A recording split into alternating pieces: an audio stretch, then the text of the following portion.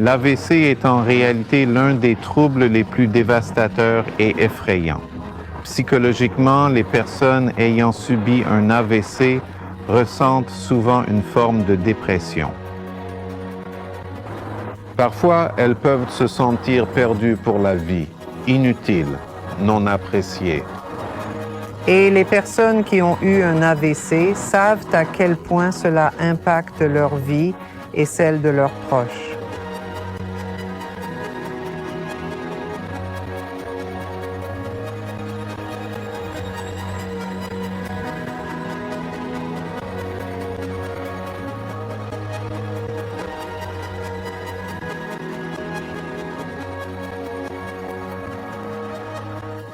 La manière la plus efficace de combattre l'AVC est de l'éviter complètement. L'AVC peut être défini comme une lésion vasculaire aiguë du cerveau. Et il existe deux principaux types d'AVC. Ischémique, dû à un manque d'apport sanguin ou à un blocage des artères cérébrales, et l'AVC hémorragique ou AVC dû à la rupture d'une artère cérébrale lorsque le sang pénètre dans le cerveau ou autour du cerveau. Et la plupart des gens ne réalisent pas à quel point le problème est important et à quel point le risque d'avoir un AVC, d'en mourir ou de rester handicapé est réel. Excusez-moi, malheureusement mon père est décédé à l'âge de 56 ans d'un AVC et il était en parfaite santé. Il était professeur associé à la faculté de médecine à cette époque. Il travaillait, il n'avait aucun problème de santé. Tout ce qu'il avait, c'était quelques facteurs de risque d'AVC, une pression artérielle élevée, c'était tout. Et il était un peu en surpoids.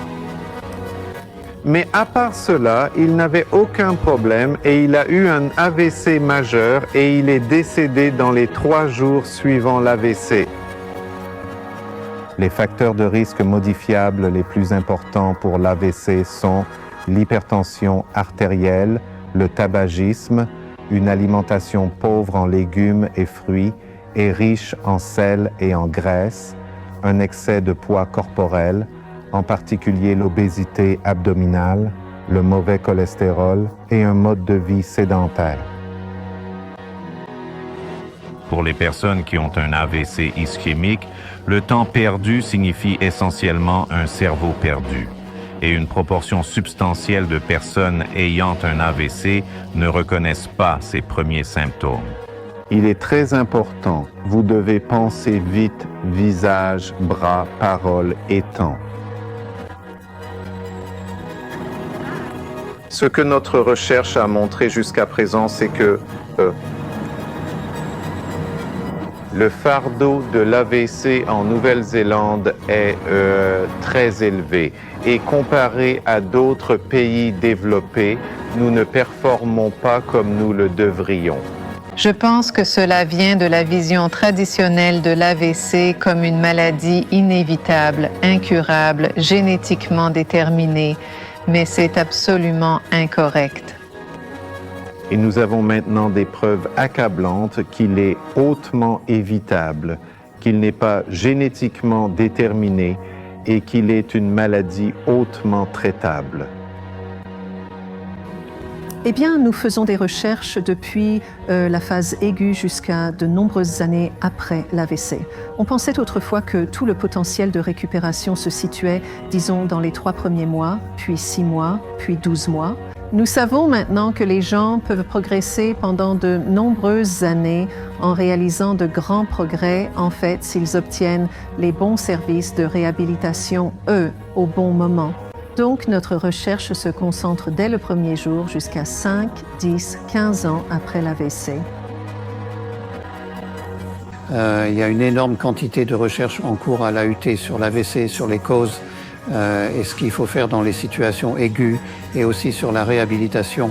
Mais le plus important, ils viennent de recevoir 5 millions de dollars du Health Research Council pour répéter l'étude ARCO. En 81, quand elle a été réalisée, c'était une première mondiale et elle est toujours considérée comme l'étude ultime sur l'incidence des AVC. Des personnes comme Valérie Fagan et Kat McPherson font un énorme travail et des recherches sur l'AVC, et elles enthousiasment également leurs étudiants sur le fait que l'AVC est un sujet de recherche valable. Et toutes nos recherches cliniques basées sur de vrais patients, oui. Donc, nous parlons aux patients, nous les interviewons, nous faisons des mesures, nous les suivons, nous faisons des interventions. C'est un travail clinique. Nous ne faisons pas de travail en laboratoire. Savoir que nous ne performons pas bien devrait nous motiver à différents niveaux à faire mieux en matière de prévention, de traitement et de réhabilitation de l'AVC.